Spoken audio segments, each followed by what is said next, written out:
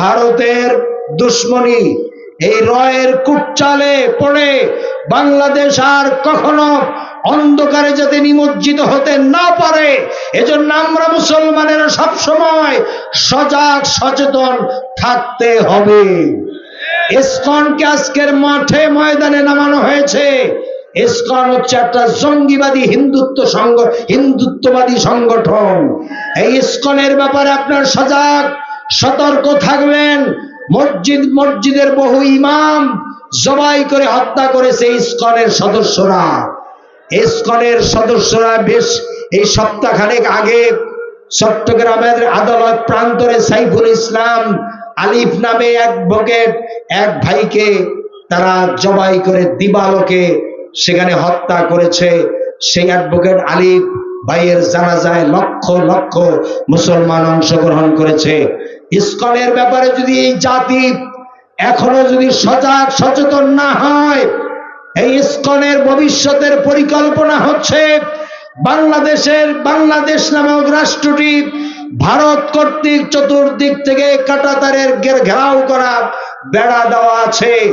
এই দেশে জেনোসাইড চালানো, এই দেশে গণহত্যা চালাতে চায় ওই হিন্দুত্ববাদী জঙ্গি সংগঠন ইসকন। এই ইসকন নামক এই অসভ্য জানোয়ারদের এই সংগঠন বাংলাদেশে আর সামনে বাড়তে দেওয়া যাবে না। এই ইসকনকে নিষিদ্ধ করা হোক, এটাকে আপনারা চান? কারা কারা চান? দুহাত তোলেন। কারা কারা চান?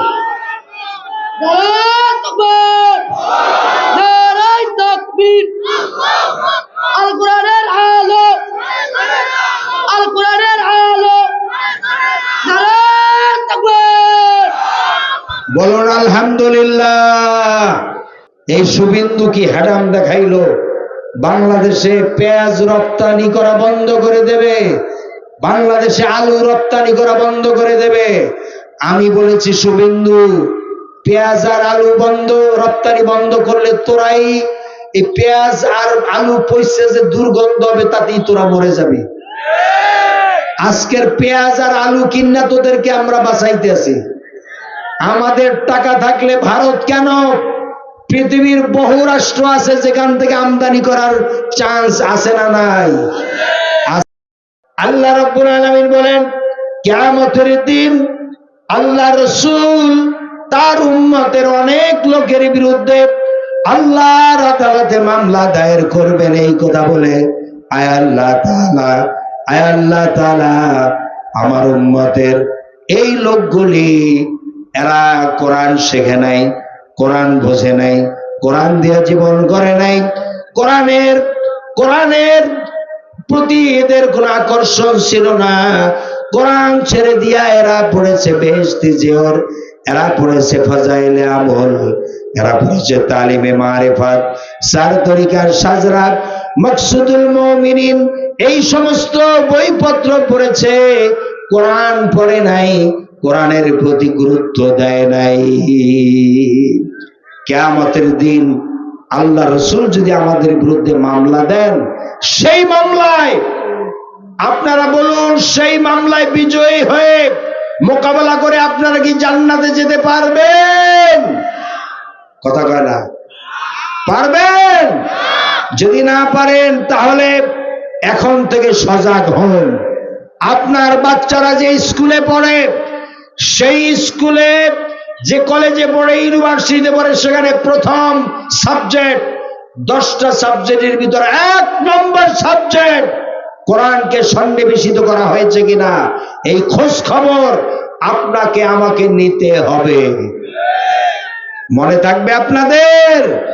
আল্লাহ তাআলা কবুল করেন, জোরে কান আমিন। তাকের উপরে বসে কোরআন শরীফ আফসোস করে কাঁদে। ये ताक में सजाया जाता हो, ये आंखों से लगाया जाता हो, ये ताबीज बनाया जाता हो, ये दो के पिलाया जाता हो। কোরআনে কারীম আফসোস করে বলে, আমাকে তাকের উপরে সাজিয়ে রাখো কেন? তাকের উপরে সাজিয়ে রাখার জন্য আমি কোরআন নাজিল হয় নাই, কোরআনে কারীম আফসোস করে বলে, আমাকে চোখে লাগাও, মুখে লাগাও, আর চুমা খাও, এই জন্য কোরআন নাজিল হয় নাই। কোরআনে কারীম আফসোস করে বলে যে আমাকে দিয়ে তাবিজ লেখো আর তাবিজের ব্যবসা করো, এই জন্য কোরআন নাজিল হয় নাই। কোরআনে কারীম আফসোস করে বলে, আমাকে লিখে লিখে কাগজে গ্লাসের মধ্যে ভিজিয়ে রাখো, সকালবেলা উঠে ডক ডক করে কোরআন ভিজানো পানি তোমরা খালি পেটে খাও, এই জন্য কোরআন নাজিল হয় নাই। তাহলে আপনি প্রশ্ন করেন, হে কোরআন তাহলে তুমি কেন আসছো? আল্লাহ রাব্বুল আলামিন ১৫০০ বছর আগে জবাব দিয়ে রেখেছেন, ইন্না আনজালনা ইলাইকাল কিতাবা বিল হক লিতাহকুমা বাইনান নাস। আল্লাহ রাব্বুল আলামিন বলেন, হে নবী, আমি এই মহাসত্য আল কোরআন নাজিল করেছি আপনার প্রতি এই কারণে, লিতাহকুমা, একটু বোঝার চেষ্টা করেন, তাহকুমা, তাহকুমা শব্দের অর্থ হচ্ছে বিচার ফয়সালা করা। তাহকুমা শব্দের অর্থ কি? বিচার ফয়সালা করা। বাইনা মানি মাঝে, নাস মানি মানুষ। আল্লাহ তাআলা বলেন, হে নবী, ইন্না আনজালনা ইলাইকাল কিতাবা বিল হক লিতাহকুমা বাইনান নাস। আমি কিন্তু ব্যাখ্যা করছি না, শুধু তরজমা শোনাচ্ছি। নিশ্চয়ই আমি আল্লাহ তাআলা মহাপবিত্র আল কোরআন, এই সত্য মহাসত্য আল কোরআন নাজিল করেছি এই কারণে যে হে নবী, এই কোরআন দিয়ে আপনি মানুষের মাঝে বিচার ফয়সালা করবেন। আল্লাহ তাআলা বলেন নাই যে মিলাদ পড়াবেন, এই কোরআন দিয়ে আপনি খতম করাইয়া রমজান মাসে 30 পারা কোরআনের খতম উঠাবেন, বা এই কোরআন শরীফ এই কাজে লাগাবেন, ওই কাজে লাগাবেন, তাবিজ লেখার কাজে লাগবে, তারপরে বরস লিখবেন, এই সেই বিভিন্ন রকমের, এগুলো আল্লাহ তাআলা বলেন নাই। আল্লাহ তাআলা বলছেন লিতাহকুমা বাইনান নাস, হে নবী, এই কোরআন দিয়ে আপনি মানুষের মাঝে বিচার ফয়সালা করবেন। এখন আপনাদের কাছে আমার প্রশ্ন, বাংলাদেশ হচ্ছে 93% মুসলমানদের দেশ। এই দেশে কোরআনের আইন দিয়ে বিচার ফয়সালা হওয়ার কথা ছিল। কথা বলতে হবে, কথা বলতে হবে। কিন্তু আপনারা জবাব দেন, বাংলাদেশের জজ কোর্টে কি কোরআন আছে? হাইকোর্টে আছে, সুপ্রিম কোর্টে আছে, কোন জায়গায় কোরআন নাই। শুধু সংসদে অধিবেশন শুরু হওয়ার আগে কয়েকটা আয়াত একজন কারি সাহেবকে ধার করে এনে তার দ্বারা একটু তেলাওয়াত করাইয়া অধিবেশন শুরু করে, কিন্তু কোরআনের আইন কোন জায়গায় বাস্তবায়ন করা হচ্ছে না। ঠিক না বেঠিক? আমরা এখানে যারা আছি সকলে মুসলমান না অমুসলিম? এখানে এই যে এতগুলো মানুষের মধ্যে যারা হাঁটে, এই যে লাল কানটুপিওয়ালা, 1 নম্বর ধরে বলাইছে, তুমি বাচ্চা মানুষ, তোমারও ডায়াবেটিক হয়েছে। ইন্না লিল্লাহি ওয়া ইন্না, আর বেশি সময় বাকি নাই, আর হয়তো সর্বোচ্চ 40 মিনিট কথা বলবো। এই 40টা মিনিট একজন আল্লাহর বান্দা হাঁটা চলা করা যাবে না, ধৈর্যের সাথে বসে থাকতে হবে। কিয়ামতের দিন আল্লাহর কোরআনের সুপারিশ নিয়ে আমরা কি আল্লাহর জান্নাতে যেতে চাই? মূল্যবান হায়াত থেকে আমরা 1.5 ঘন্টা সময় আল্লাহর কোরআন শোনার জন্য ওয়াকফ করে দিয়েছি। এর ওসিলায় কিয়ামতের দিন নাজাত হবে ইনশাআল্লাহ। বলেন ইনশাআল্লাহ। আমার কলিজার টুকরা ভাইয়েরা, আপনারা সকলেই মুসলমানের মতো জবাব দিবেন। আমার ভিতরে, আমার বুকের ভিতরে অনেক বড় ব্যথা, সেই বুক ভরা ব্যথা নিয়ে আপনাদের কাছে আমার প্রশ্ন, বাংলাদেশের কোথাও কি কোরআনের আইন বিচার শাসন আছে? 93% মুসলমানদের দেশে আইন বিচার ব্যবস্থা চলার কথা ছিল কার হুকুম অনুযায়ী? ইনিল হুকমা ইল্লা লিল্লাহ, দা ডিসিশন ইজ অনলি ফর আল্লাহ। কিন্তু 93% মুসলমানদের দেশে আইন চলে কাফের, বেঈমান, মুশরিক, আর আমাদের দেশের টাকলারা যারা সংসদে যায় ওই টাকলার আইন তৈরি করে, সেই আইন দিয়ে দেশ পরিচালিত হয়, ঠিক না বেঠিক? সুতরাং আগামী নির্বাচনে আপনাদেরকে সঠিক সিদ্ধান্ত নিতে হবে, কোরআনের পক্ষে রায় দিতে হবে। কোরআনকে যারা ভালোবাসে তাদেরকে পার্লামেন্টে পাঠাতে হবে। আমার ভাইয়েরা, বাংলাদেশের জাজ court, high court, supreme court, secretariat, parliament সব জায়গায় সর্বত্র আল্লাহর কোরআন দিয়ে পরিচালিত হোক, এটা কি আপনারা চান? কারা কারা চান? দুহাত তুলে আল্লাহকে দেখান।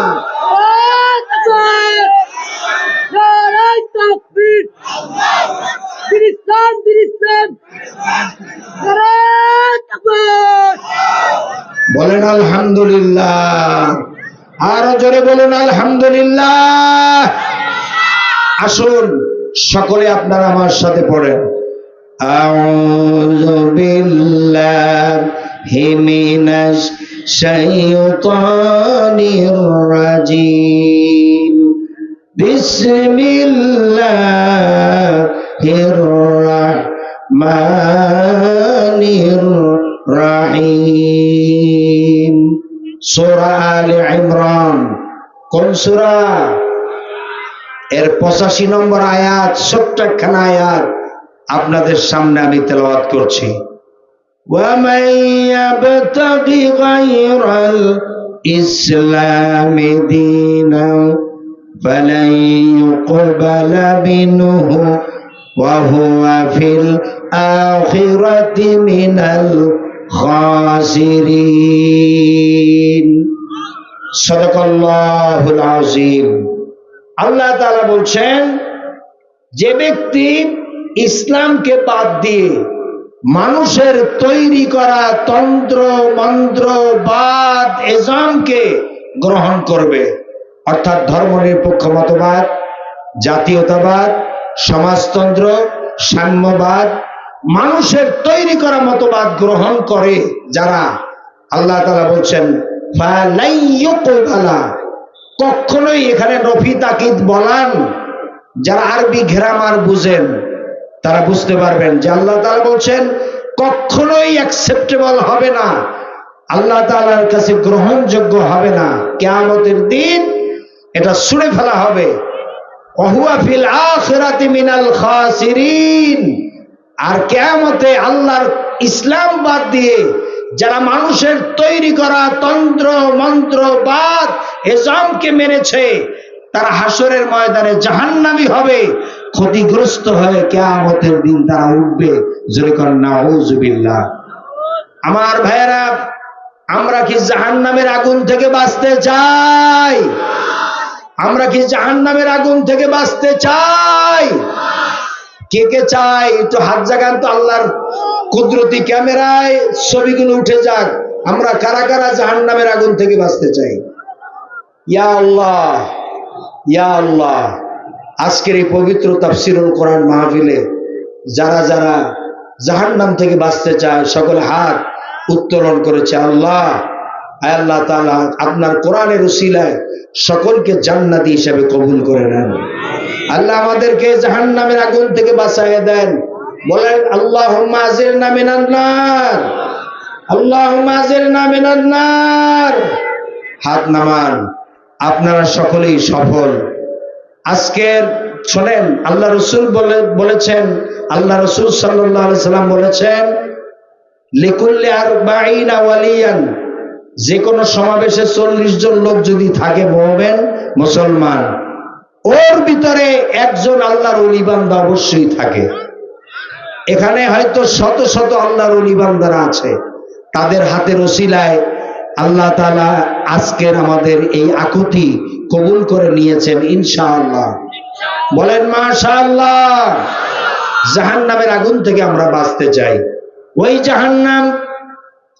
ওই জাহান্নামের দিকে তাদেরকে নিয়ে যাওয়া হবে। আল্লাহকে অস্বীকার করলে, নবীকে অস্বীকার করলে, ইসলামকে অস্বীকার করলে, আল্লাহর নবীর নবুয়তকে অস্বীকার করলে তাদের জায়গা হবে জাহান্নাম। আর সে জাহান্নাম এত মারাত্মক, এত কঠিন জায়গা, যে জায়গা সম্পর্কে আল্লাহ তাআলা বলেন ইন্নাহু মাইয়াতি রাব্বাহু মুজরিমান ফাইন্না লাহু জাহান্নামা লা ইয়ামুতু ফিহা ওয়ালা ইয়াহইয়া। অপরাধী হয়েছে লোক আল্লাহর দরবারে উপস্থিত হবে, তার জন্য জাহান্নাম হবে, আল্লাহ পাক তাকে জাহান্নাম দিবেন। আর ওই জাহান্নামে লোকটা যখন পড়ে যাবে, জাহান্নামের অবস্থা তখন এমন হবে লা ইয়ামুতু ফিহা ওয়ালা ইয়াহইয়া, সে বাঁচবেও না মরবেও না, এক কঠিন পরিস্থিতির সৃষ্টি হবে। জোরে কোন নাউজুবিল্লাহ। জাহান্নামে যারা যাবে এদের কোনো মৃত্যু আছে? আছে? তো জবাব দেন না কেন আপনারা? সকলে জবাব দেন। জাহান্নামে গেলে কোনো মৃত্যু আছে? জান্নাতে যারা যাবে তাদের কোনো মৃত্যু আছে?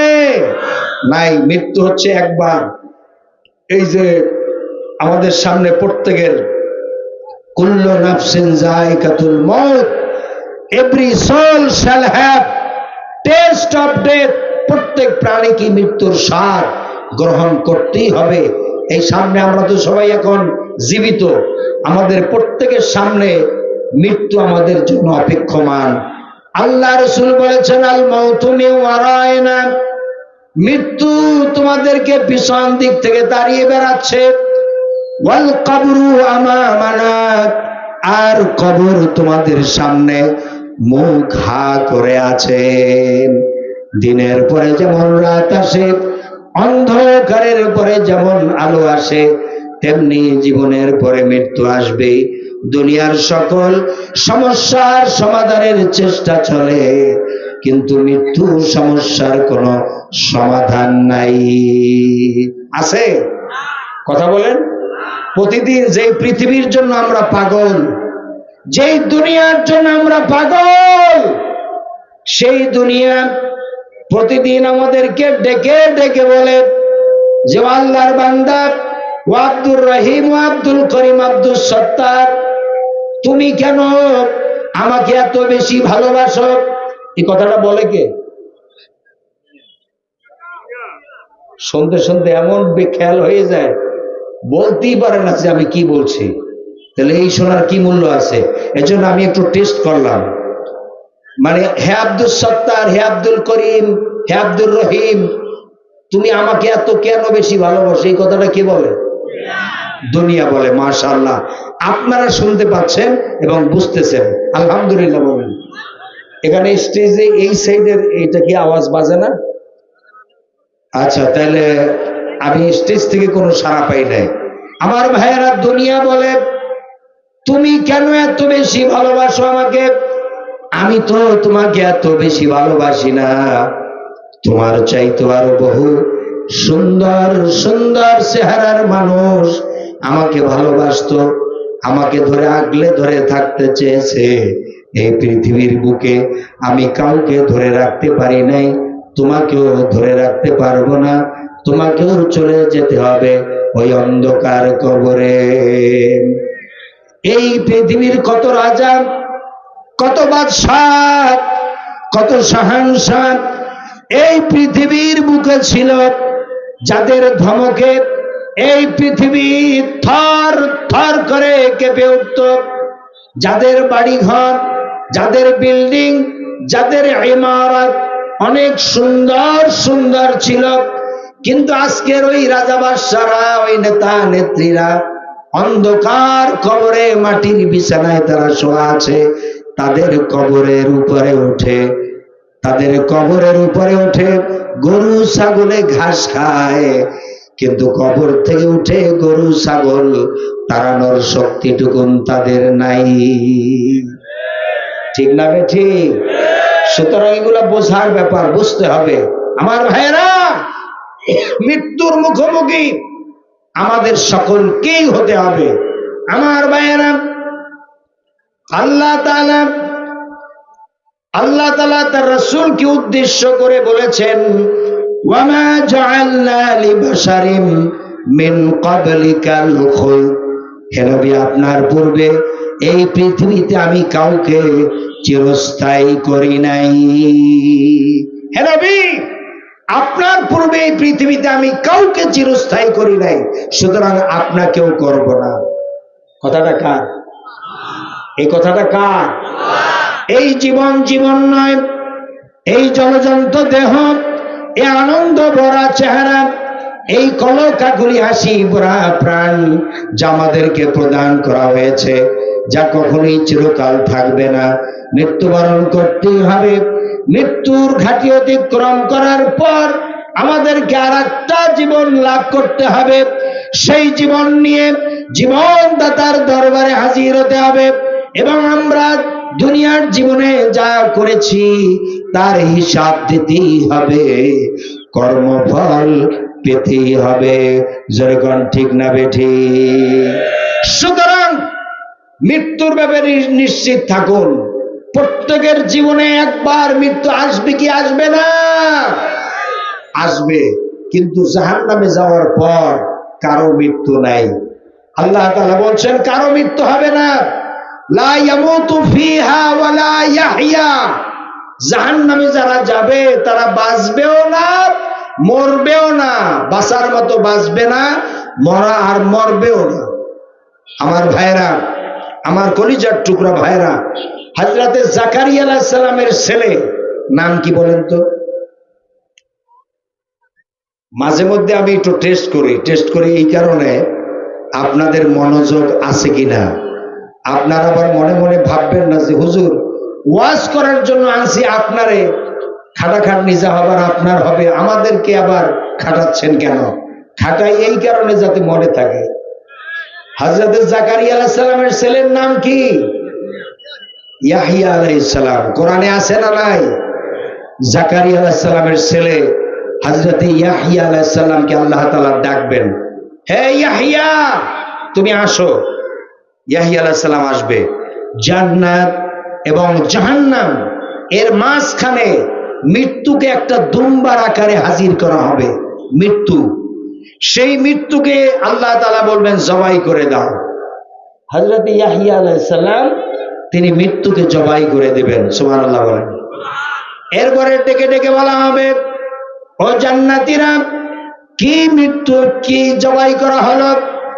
জান্নাতীরা বুঝতে পারবে, তারা বলবে আয় আল্লাহ তাআলা মৃত্যুকে জবাই করে দেওয়া হয়েছে। তখন আল্লাহ তাআলা বলবেন, তোমরা যারা জান্নাতে এসেছো তোমরা সফল কাম, তোমরা এখানে চিরস্থায়ী বসবাস করো। আর জাহান্নামীদেরকে প্রশ্ন করা হবে, বলা হবে, ও জাহান্নামীরা কি জবাই করা হলো? সমস্ত জাহান্নামীরা বলবে আয় আল্লাহ তাআলা মৃত্যুকে তো জবাই করে দেওয়া হয়েছে। তখন আল্লাহ তাআলা বলবেন, এইবারে ঢাকনা দিয়ে দেওয়া হবে, জাহান্নাম আটকায় দেওয়া হবে, বলা হবে এখন এই জাহান্নামে চিরস্থায়ী তোমরা অবস্থান করো। জোরে কর নাউজুবিল্লাহ। ওই জাহান্নাম হচ্ছে এত মারাত্মক, নারুল্লাহিল মুকাদাতুল্লাতী তাত্তালিউ আলাল আফইদা, জাহান্নামের প্রচন্ড আওয়াজ, এ আগুন উৎক্ষিপ্ত হয়ে তাদের কলিজা পর্যন্ত স্পর্শ করবে আগুনের তাপ।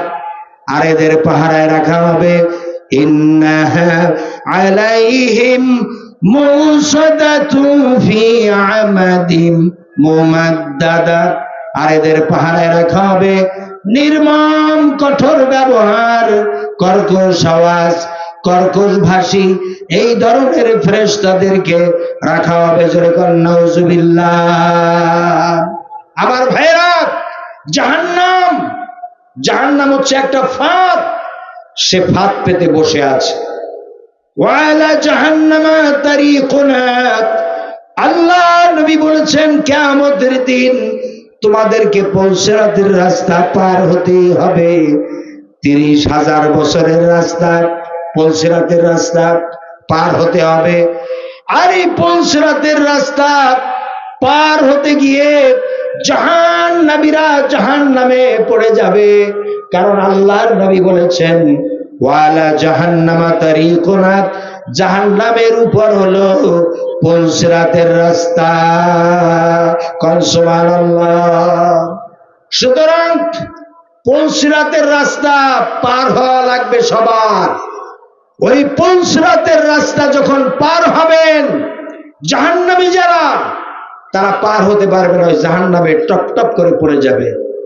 আল্লাহ রাব্বুল আলামিন বলেন, ইন্না জাহান্নামা কানাত মিরসাদা, নিশ্চয় জাহান্নাম হলো একটা ফাঁদ, একটা ফাঁদ। এমন ভাবে ফাঁদ পেতে থাকবে, জাহান্নাম গ্রাস করে জাহান্নামীদেরকে লেলিহান শিখার মধ্যে নিয়ে যাবে। আমার ভাইয়েরা, কাদেরকে নিবে? লিত্তাগিনা মাবা, যারা তাগুত, যারা আল্লাহর সাথে সীমা লঙ্ঘন করেছে, তাদেরকে ওই জাহান্নামে নেওয়া হবে। আমরা যদি আল্লাহর কোরআনকে যদি না মানি, কোরআনের আইনকে বৃদ্ধাঙ্গুলি দেখিয়ে মানুষের তৈরি করা আইন এস্টাবলিশ করার জন্য যদি চেষ্টা করি, ফেরাউনের সাথে আমাদের হাসর নসিব হবে। আর আমাদেরকে তাগুত হিসাবে, সীমা লঙ্ঘনকারী হিসাবে হাসরের ময়দানে উঠতে হবে। জোরে কর নাউজুবিল্লাহ। এই পৃথিবীতে সবচেয়ে বড় তাগুত হচ্ছে মিস্টার ফেরাউন। আপনারা চিৎকার মেরে বলুন, সবচেয়ে বড় তাগুত, সীমা লঙ্ঘনকারী, পৃথিবীর সবচেয়ে বড় কাফের কে? জোরে বলুন, কে? আল্লাহ রাব্বুল আলামিন হযরত মূসা আলাইহিস সালামকে পৃথিবীর সবচাইতে বড় কাফের, তাগুত, সীমা লঙ্ঘনকারী কাফের, তার কাছে আল্লাহ তাআলা হযরত মূসা আলাইহিস সালামকে পাঠিয়েছিলেন। আল্লাহ তাআলা বলেন, ইযহাব ইলা ফিরআউনা ইন্নাহু তাগা। আল্লাহ তাআলা বলেন, হে মূসা, তুমি ফিরআউনের রাজ দরবারে যাও, আমি আল্লাহর তাওহীদের উলুহিয়াতের দাওয়াত দাও, রুবুবিয়াতের দাওয়াত দাও, আমি আল্লাহর হুকুম অনুযায়ী চলার জন্য ফিরআউনকে দাওয়াত দাও। হযরত মূসা আলাইহিস সালাম বললেন, আয় আল্লাহ তাআলা, আমার একা একা যেতে একটু ভয় ভয় লাগতেছে, কারণ ফিরআউনের 10 লক্ষ সৈন্য, মন্ত্রী পরিষদের সদস্য, এমপিরা আছে, অনেক রাজ দরবার, একা একা একটু ভয় লাগতেছে। আয় আল্লাহ তাআলা, আপনি আমার বড় ভাই হযরতে হারুনকে আপনি নবী বানিয়ে আমার সাথী করে দেন। সুবহানাল্লাহ বলেন। হযরতে মূসা আলাইহিস সালাম আল্লাহ রাব্বুল আলামিনের এমন আদরের নবী ছিলেন, যার কথা মতো আল্লাহ তাআলা তার আপন ভাইকে নবুয়ত দান করেছিলেন, নবী বানিয়েছিলেন। জোরে বলেন সুবহানাল্লাহ। হযরতে হারুন আলাইহিস সালামকে নিয়ে, হযরতে হারুন আলাইহিস সালামকে নিয়ে মূসা আলাইহিস সালাম যখন রাজ দরবারে গেলেন, গিয়া বললেন, হে ফিরআউন, এক আল্লাহর উপরে ঈমান আনো, তিনি ছাড়া কোনো ইলাহ নাই, আইনদাতা নাই, বিধানদাতা নাই, শাসনকর্তা নাই। আইনদাতা, বিধানদাতা, শাসনকর্তা কে? আসতে বললে হবে না, কে? হযরত মূসা আলাইহিস সালাম বললেন, হে ফিরআউন, আল্লাহকে আইনদাতা, বিধানদাতা, শাসনকর্তা হিসাবে মেনে নাও। তখন ফিরআউন বলল, হে মূসা, মা আলিমতু মিন ইলাহিন গায়রু, আমি ছাড়া আর কোন ইলাহ, ইলাহ মানে আইনদাতা, বিধানদাতা, শাসনকর্তা। তো ফিরআউন বলল, আমি ছাড়া আর কোন ইলাহ আছে বলে তো আমার জানা নাই। কত বড় শয়তান, চিন্তা করছেন? ফিরআউন বলতেছে, আমি ছাড়া আর কোন ইলাহ আছে বলে জানা নাই। এই যে দেখেন, আমরা জিকির করি, কি জিকির করি? লা ইলাহা ইল্লাল্লাহ। সকলে পড়েন, লা ইলাহা ইল্লাল্লাহ, লা ইলাহা ইল্লাল্লাহ। এই জিকির করি কিনা? এর অর্থ তো জানি না। আপনাদেরকে প্রশ্ন করলে আপনারা বলবেন, আল্লাহ ছাড়া কোনো মাবুদ নাই। আর যদি আরেকটু ভালো করে বলেন আল্লাহ ছাড়া কোনো ইলাহ নাই, এতটুকু। কিন্তু ইলাহ শব্দের অর্থ যদি জিজ্ঞেস করা হয়, ইলাহ শব্দের অর্থ যদি জিজ্ঞেস করা হয় যে লা ইলাহা এর অর্থ কি, তখন আপনারা বলতে পারবেন না। ইলাহ শব্দের অর্থ আমাদের দেশের 99% মুসলমানরা জানে না বলি স্বাধীনতার পর থেকে এদেশে যারাই শাসন করছে, এই দেশ যারা শাসন করেছে এরা কি হিন্দু ছিল? দুই একজনে কইল না, বাকিরা চুপ করে আছে। স্বাধীনতার পর থেকে আজ পর্যন্ত যারা দেশ পরিচালনা করেছে এরা কি হিন্দু? এরা কি খ্রিস্টান? এরা কি ইহুদি? এরা কি মজুসি? এরা কি নামধারী? এরা নামধারী। আর আমরা যারা ভোট দিয়েছি আমরা কি হিন্দু? আমরা কি বৌদ্ধ? আমরা কি খ্রিস্টান? আমরা কি ইহুদি? আমরা কি খালি মুসলমান না? আমরাও নামধারী মুসলমান। কারণ হচ্ছে লা ইলাহা, এই লা ইলাহা এর অর্থ আমরা জানি না। লা ইলাহা মানে আল্লাহ ছাড়া কোনো আইনদাতা নাই, আল্লাহ ছাড়া কোনো বিধানদাতা নাই, আল্লাহ ছাড়া কোনো শাসনকর্তা। আমাদের দেশ যারা বিগত দিনে পরিচালনা করেছে এরা কি আল্লাহর আইন দিয়ে পরিচালনা করছে? আল্লাহর বিধান দিয়ে পরিচালনা করেছে? করে নাই। তাই এদেরকে আমরা ভোট দিলাম কেন? এদেরকে এই স্বাধীনতার পর থেকে 53 বছর আমরা যাদেরকে ভোট দিয়েছি, সমর্থন করেছি, এরা তো আল্লাহর কোরআনের আইন দিয়ে বিচার ফয়সালা করে। তাহলে ফেরাউন আর আমাদের ভিতরে পার্থক্যটা কি পার্থক্য বলেন আপনি? ফেরাউন বলল মা আলিম তুমিন ইলাহিন গায়রু, আমি ছাড়া আর কোন ইলাহ, কোন আইনদাতা, বিধানদাতা, শাসনকর্তা আছে বলে আমার জানা নাই। হযরতে মূসা আলাইহিস সালাম বললেন, হে ফেরাউন, তুই আবার কিসের আইনদাতা, বিধানদাতা, শাসনকর্তা, কিসের ইলাহ? ইলাহ হচ্ছেন একমাত্র আল্লাহ। ইলাহকে রব হচ্ছেন একমাত্র আল্লাহ, তিনি ছাড়া কোনো ইলাহ নাই, কোন আইনদাতা নাই, বিধানদাতা নাই, শাসনকর্তা নাই। তখন ফেরাউন বলল, হে মূসা, আমার তো অনেক ক্ষমতা আছে, তোমার আল্লাহর কি ক্ষমতা আছে? তখন হযরতে মূসা আলাইহিস সালাম বললেন, ও ফেরাউন, আমার আল্লাহরই তো সব ক্ষমতা, সমস্ত ক্ষমতার মালিক হচ্ছেন আমার আল্লাহ। সমস্ত ক্ষমতার মালিক কে? আর আমাদের নেতা নেত্রীরা আমাদেরকে শিখায় ক্ষমতার উৎস জনগণ। ভাই আপনারা কথা বলেন না কেন? এটা কি সত্য না মিথ্যা? এই যে সামনে নির্বাচন আসতেছে, এই নির্বাচনও দেখবেন অনেক নেতা নেত্রী আপনাদের সামনে এসে আপনাদেরকে ডানলপ টায়ার বানানোর জন্য তারা হাওয়া দিবে, বলবে যে সমস্ত ক্ষমতার উৎস জনগণ। আপনারা কি এটা বিশ্বাস করেন? আপনারা যদি এটা বিশ্বাস করেন, সঙ্গে সঙ্গে আপনি কাফের হয়ে যাবেন। সমস্ত ক্ষমতার মালিক কে?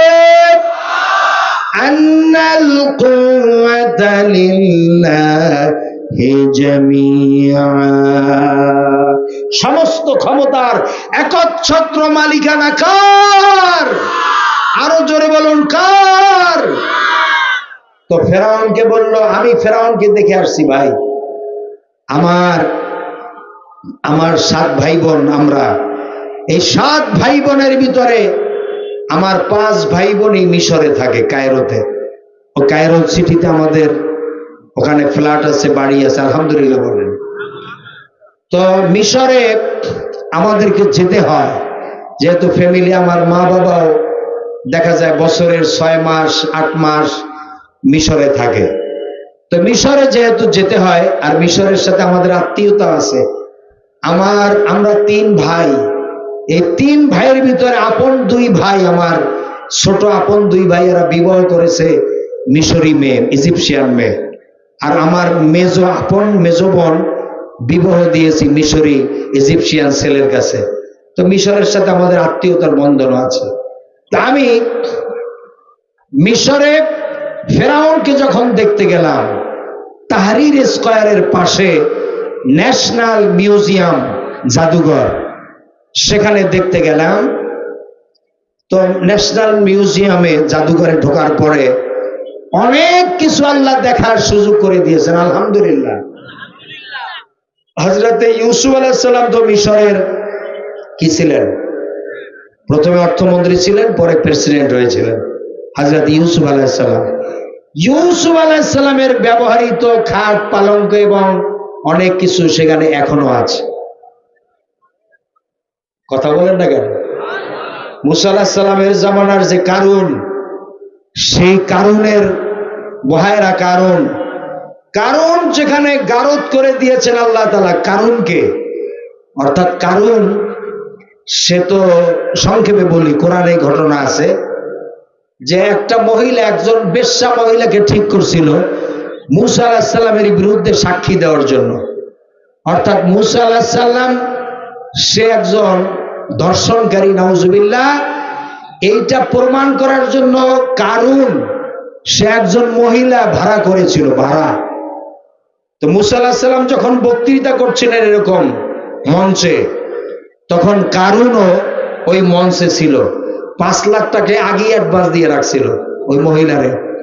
আর ঘোষণা দেওয়ার পরে ওই ওয়াজের সময় দাঁড়াই বলবে যে মুসার কথা আপনারা শুনিয়েন না, মুসা একজন ভণ্ড, নাউজুবিল্লাহ, সে আমার সাথে প্রতি রাত্রে জেনা করে। এই কথাটা শিখাই দিয়েছিল কারুন। তো এখন স্টেজে বসে কারুন বারবার ইশারা দিচ্ছিল মহিলাকে যে ওঠ, তাড়াতাড়ি উঠে বল। আর ওই মহিলা আর বলতেছিল না। সে চিন্তা করলো ও তো কোনোদিন মুসা আলাইহিস সালামের ওয়াজে আসে নাই।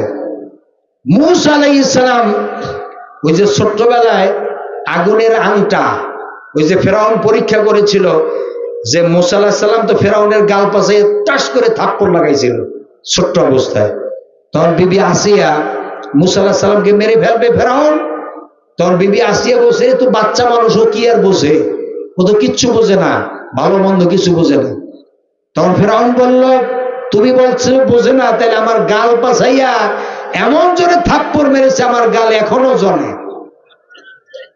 তখন বিবি আসিয়া বললেন যে দেখেন তাহলে পরীক্ষা করেন, ও কিচ্ছু বোঝে না।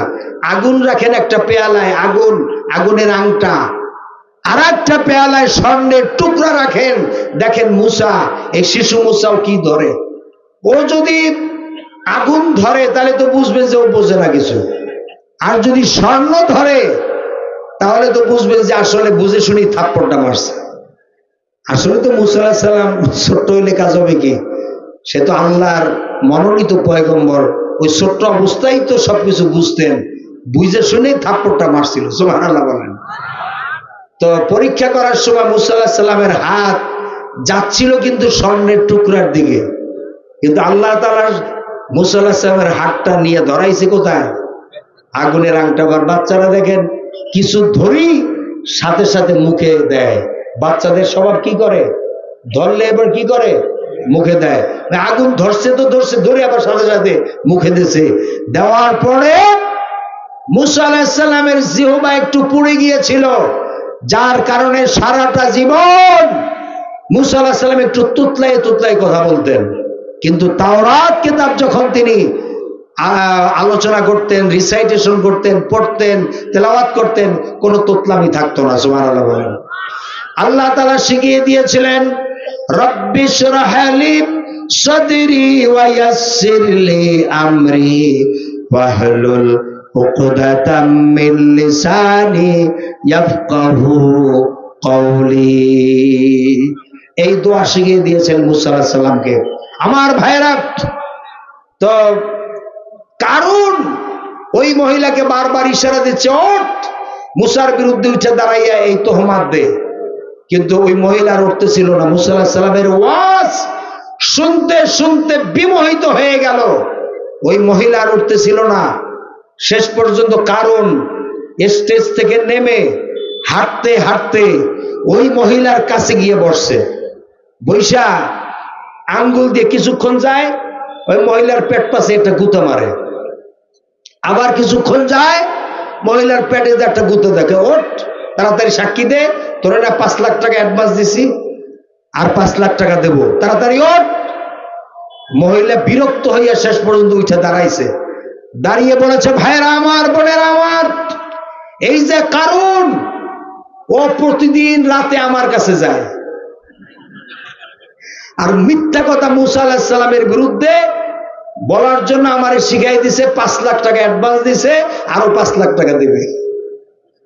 এই কথা বলার পর মুসা আলাইহিস সালাম ছিলেন রাগী নবী।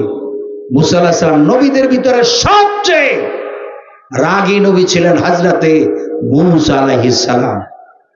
যখনই এই কথা মহিলা বলল, সাথে সাথে মুসা আলাইহিস সালাম বললেন, হে মাটি, এই কারুনের ধর। কারুনের কি কর?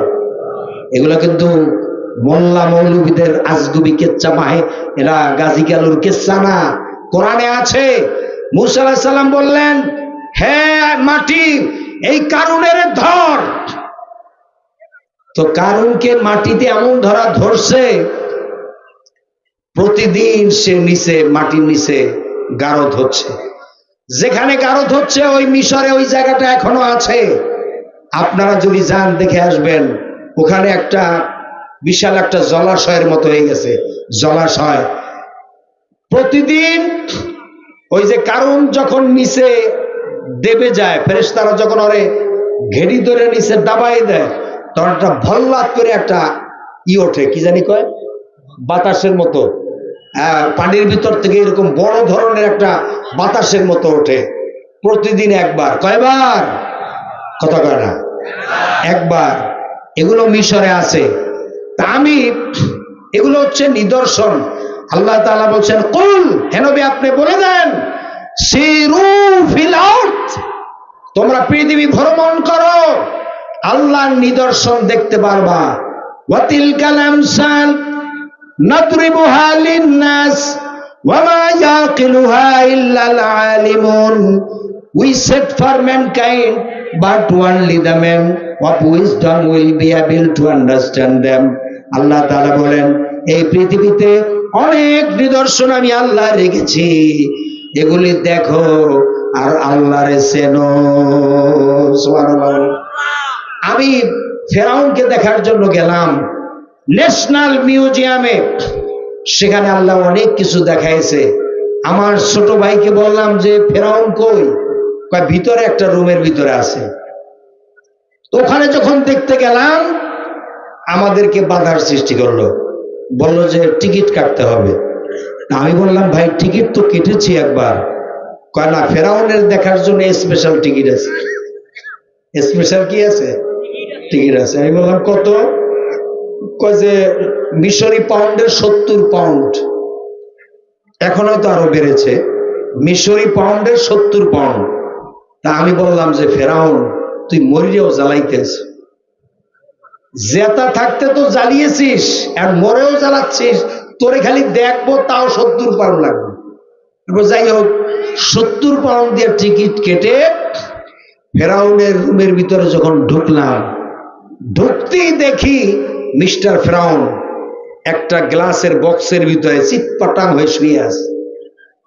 আরো ওই রুমের ভিতরে 5-7টা স্কেলিটন লাশ আছে, মিশরের আগেকার অন্যান্য রাজাবাদশাদের মমি করা।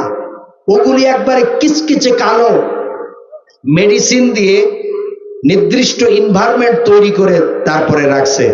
কিন্তু ফেরাউনের লাশ নির্দিষ্ট কোনো এনভায়রনমেন্ট তৈরি করা হয় নাই। আল্লাহ তাআলার ওয়াদা যে আল ইয়াউমা নুনাজ্জিকা বিবাদানিক, হে ফেরাউন, তোর লাশ আমি পচাবো না, গলাবো না, নষ্ট করব না। কিয়ামত পর্যন্ত এই পৃথিবীর তাগুতি শক্তি যারা তোকে দেখে যেন শিক্ষা নিতে পারে।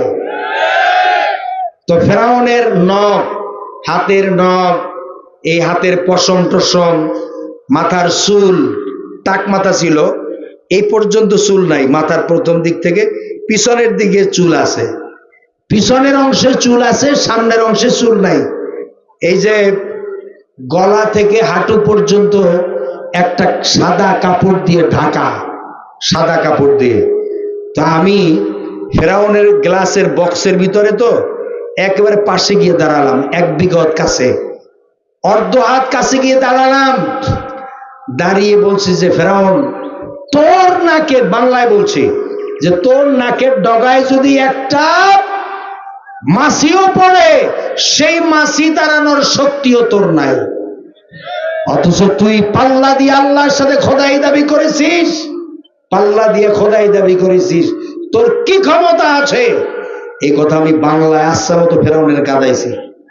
এখন দূর থেকে যারা ওই সাদা চামড়ার লোক, হাফ প্যান্ট পরা, ওরা আমার চিল্লাচিল্লি শুনে দাঁড়াইয়া আমার দিকে তাকাই আছে।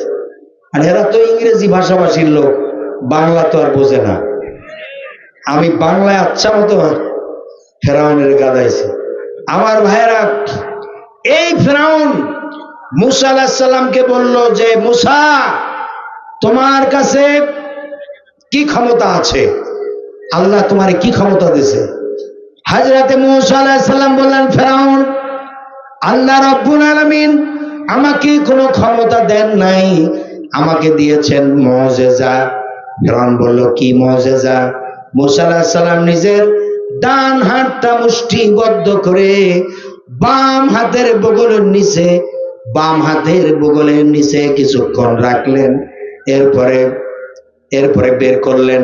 বের করার সঙ্গে সঙ্গে মুসা আলাইহিস সালামের হাতটা, এই যে পাওয়ারফুল লাইট দেখতে পাচ্ছেন, এইরকম এর চাইতে পাওয়ারফুল আলো ঝলকানির মাধ্যমে মুসা আলাইহিস সালামের হাত থেকে বেরিয়ে গেল। মুসা আলাইহিস সালাম, এগুলো কোরআনে আছে, মুসা আলাইহিস সালামের হাত একেবারে লাইটের মতো জল করতেছিল। আকাশে বিজলি চমকাইলে যেরকম একেবারে দুনিয়া চমকায় ওঠে, ফর্সা হয়ে যায় রাতের অন্ধকারে, ওরকম ফেরাউনের রাজ দরবার হঠাৎ করে আলোর এক ঝলকানি বেরিয়ে গেল। সুবহানাল্লাহ বলেন। ফেরাউন লাফ দিয়ে উঠছে, আর তার মন্ত্রী পরিষদের সদস্যরা ভয় পেয়ে গেল। ফেরাউন বলল, মুসা মস্ত বড় জাদুকর। হযরতে মুসা আলাইহিস সালাম বললেন, ও ফেরাউন, আমি জাদুকর নই, আমি হচ্ছি আল্লাহর পয়গম্বর। হযরতে মুসা আলাইহিস সালাম বললেন, পয়গম্বর। ফেরাউন মানল না, সে জাদুকরদেরকে খবর দিল। সে বলল, মুসা আমাদেরকে ভয় দেখিয়েছে, সুতরাং মুসাকেও জাদু মন্ত্রপুত করে বাঘ, সাপ, সিংহ তৈরি করে তাকেও ভয় দেখাতে হবে। আমার ভাইয়েরা, জাদুকরদেরকে খবর দিল। জাদুকরেরা আসলো, এক একজন জাদুকর অনেকগুলি রশি দড়ি নিয়ে আসলো। জাদু মন্ত্রপুত করে বাঘ, সাপ, সিংহ তৈরি করলো।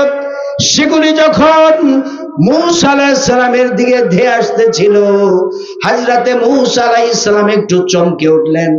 আল্লাহ রাব্বুল আলামিন ধমক দিলেন। আল্লাহ রাব্বুল আলামিন বললেন, ও মুসা, কোন ভয় তুমি অন্তরে জায়গা দিও না, তুমি একথা মনে করো না, একটা প্রতিষ্ঠিত গভর্নমেন্টের বিরুদ্ধে ময়দানে নামাইয়া ও মুসা তোমাকে একা আমি ছেড়ে দেই নাই, আমি রব্বুল আলামিন তোমার সাথে আছি। কিসের ভয়? ও মুসা, কোনো ভয় নাই, মোমেনদের সাথে আছেন কে? আমার ভাইয়ের আরো জোরে বলেন, কে আছেন? আল্লাহ তাআলা বলেন, ওয়া কানা হাক্কান আলাইনা নাসরুল মুমিনিন। মুমিনদেরকে সাহায্য করা আমি আল্লাহর জন্য হক, আমি আল্লাহর দায়িত্ব। জোরে বলেন সুবহানাল্লাহ। আপনারা দেখেছেন এই রংপুরের আবু সাঈদ, রংপুরের কি যে শহীদ, আল্লাহ তাআলা তাকে শাহাদাতের মর্যাদা দান করুন। সীসা গলানো প্রাচীরের মতো মজবুত হয়ে ময়দানে রাস্তায় পা দাবিয়ে এমন ভাবে স্টিল লোহার মতো দাঁড়িয়েছিল, বুক পেতে দিয়েছিল। বন্দুক, রাইফেল, স্ট্যান্ড গান, টমি গান, ট্যাঙ্ক, বুলেট, বোমা, অ্যাটম বম জয় আসুক, শহীদ আবু সাইদকে ওখান থেকে সরাতে পারবে না। এইরকম মজবুতি হয়ে দাঁড়িয়েছিল, ঠিক কিনা বলুন? এরকম মজবুতি ঈমান নিয়ে যদি আপনারাও যদি দাঁড়াতে পারেন, এই বাংলাদেশের জমিনে এদেশে কোরআনের রাজ প্রতিষ্ঠা হবেই হবে ইনশাআল্লাহ। জোরে বলেন হবে কিনা?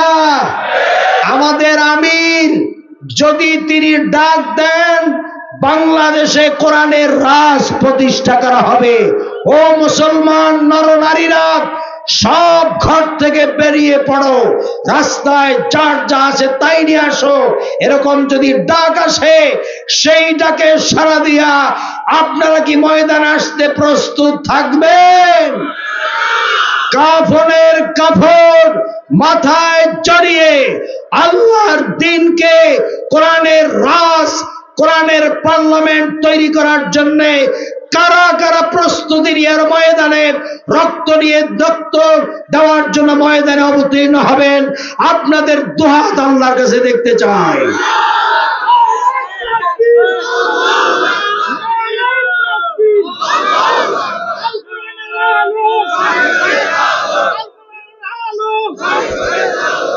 বলেন আলহামদুলিল্লাহ, আরো জোরে বলুন আলহামদুলিল্লাহ।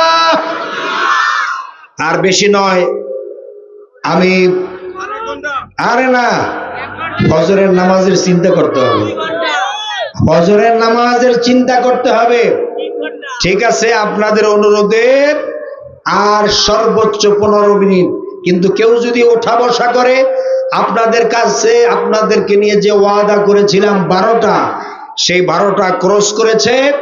এই জন্য আমি আবারও বলছি, আমি আর সর্বোচ্চ 15 মিনিট আপনাদের সামনে কথা বলবো, কিন্তু এর ভিতরে কেউ নড়াচড়া করবেন, ওঠা বসা করবেন, তাহলে কিন্তু মোনাজাত দিয়ে দেবো সাথে সাথে। আমার ভাইয়েরা, হযরতে মূসা আলাইহিস সালাম তিনি লাঠি নিয়ে দাঁড়ানো আছেন। আল্লাহ তাআলা প্রশ্ন করলেন, ওয়ামা তিলকা বিয়ামিনিকা ইয়া মূসা, ও মূসা তোমার ডান হাতে ওটা কি? হযরতে মূসা আলাইহিস সালাম বললেন, ইয়া আসায়া, এটা একটা লাঠি, এ দিয়ে আমি গাছের পাতা পাড়ি, ছাগল ভেড়ারে খাওয়াই, এর উপর আমি ভর করে দাঁড়াই, তাছাড়া আমি অনেক কাজ করি। আল্লাহ রাব্বুল আলামিন বললেন, মূসা তুমি তোমার লাঠির অনেক ফজিলত বর্ণনা করেছো, কিন্তু তোমার লাঠির ভিতরে আরো একটা ফজিলত আছে, আরো একটা কুদরত আছে, তুমি জানো না? ও মূসা তুমি তোমার হাতের লাঠিটা জমিনে ছেড়ে দাও, দেখো কি হয়ে যায়। হযরত মূসা আলাইহিস সালাম তার হাতের লাঠি জমিনে ছেড়ে দিলেন। আল্লাহ রাব্বুল আলামিন বলেন, হিয়া হাইয়াতুন তাসআ, একটা বিরাট অজগর সাপ হয়ে গেল, সাপ হয়ে হা করেছে। ফিরাউনের জাদুকরদের তৈরি করা বাঘ, সাপ, সিংহ সব গিয়া ঢুকলো ওই মূসা আলাইহিস সালামের লাঠি মার্কা সাপের পেটের মধ্যে। জাদুকরেরা সেজদায় পড়ে গেল। জাদুকরেরা মনে করলো আমরা যেটা দেখিয়েছি সেটা তো নিশ্চয়ই জাদু, কিন্তু হযরতে মূসা আলাইহিস সালাম যেটা দেখিয়েছেন সেটা জাদু হতেই পারে না, কারণ জাদু খেয়ে ফেলে দেয়। সেটা জাদু হয় কি করে? সেটা জাদু না, জাদুর চাইতে বড় কোনো জিনিস হয় জাদুর বাপ, না হয় দাদা, এই জাতীয় কিছু একটা হবে। জোরে কোন সুবহানাল্লাহ।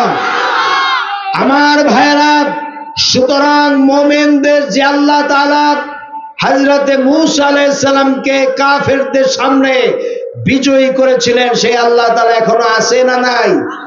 জোরে বলো, আছে না নাই? আল্লাহ পাক বলেন, ওয়ালা তাহিনু ওয়ালা তাহজানু ওয়া আনতুমুল আ'লাউনা ইন কুনতুম মুমিনিন। কোনো ভয় নাই, কোনো চিন্তা নাই, যদি মুমিন হও আমি রব্বুল আলামিন তোমাদেরকে বিজয়ী করব। সুতরাং মুমিনদের কোনো ভয় আছে? মুমিনরা সংখ্যায় যত কমই হোক আর কাফেরের গোষ্ঠীরা যত বেশি হোক, মুমিনদের ভয় নাই। মুমিনদেরকে সাহায্য করেন কে? ভারত। ভারত আজ আমাদেরকে রক্তচক্ষু দেখায়। ভারতের রক্তচক্ষুকে আমরা ভয় পাই না, কারণ আমরা মুসলমান। আমাদের কাছে স্ট্যান্ড গান, টমি গান, রাইফেল, বন্দুক, বোমা, অ্যাটম বম এগুলি আমাদের কাছে নাই। আমাদের কাছে আছে ঈমানি শক্তি। আমাদের কাছে কিসের শক্তি আছে? নারায়ে তাকবীর, আল্লাহু আকবার স্লোগান হচ্ছে আমাদের সবচাইতে বড় অস্ত্র। সুতরাং নারায়ে তাকবীর, আল্লাহু আকবার স্লোগানের সামনে পৃথিবীর কোন কুপুরি শক্তি টিকতে পারে নাই। বর্তমান যুগের কোন পরাশক্তি টিকতে পারবে না, পারবে না, পারবে না। আর আমরা মুসলমান, বাতিলের সামনে মাথা নত করা আমরা শিখি নাই।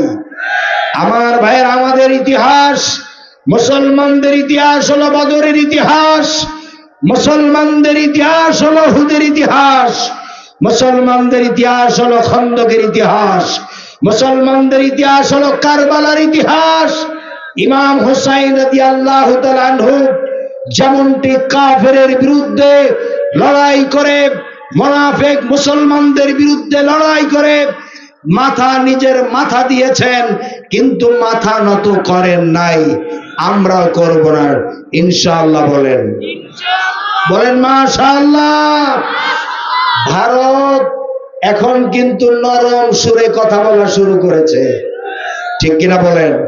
যখনই দেখতে পেয়েছে গোটা বাংলাদেশিরা দলমত নির্বিশেষে গোটা জাতি এক প্ল্যাটফর্মে এসেছে ভারতের প্রশ্নে, তখন ভারত নরম সুরে কথা বলা শুরু করেছে। আর ভারত থেকে এখন অফার আসছে ক্যালকাটার এই যে হোটেল ব্যবসা যারা করে, হাসপাতালের বিজনেস, ডায়াগনস্টিক সেন্টারের বিজনেস যারা করে, না খাইয়া না খেয়ে মরার অবস্থা তাদের, তারা 10% ডিসকাউন্টের ঘোষণা দিয়েছে। আর এর আগে কয়েকদিন আগে এই যে পশ্চিমবঙ্গের, ওর নাম কি জানি না, মমতা তো আছে এক ডাকাইতে মহিলা, কিন্তু ওই যে বিজেপির এক নেতা, ওর নাম কি জানি, শুভেন্দু।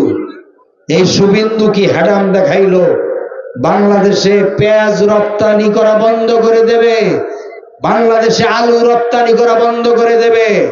আমি বলেছি শুভেন্দু, পেঁয়াজ আর আলু রপ্তানি বন্ধ করলে তোরাই এই পেঁয়াজ আর আলু পয়সা যে দুর্গন্ধ হবে তাতেই তোরা মরে যাবি। আজকের পেঁয়াজ আর আলু কিনা তোদেরকে আমরা বাঁচাইতে আছি।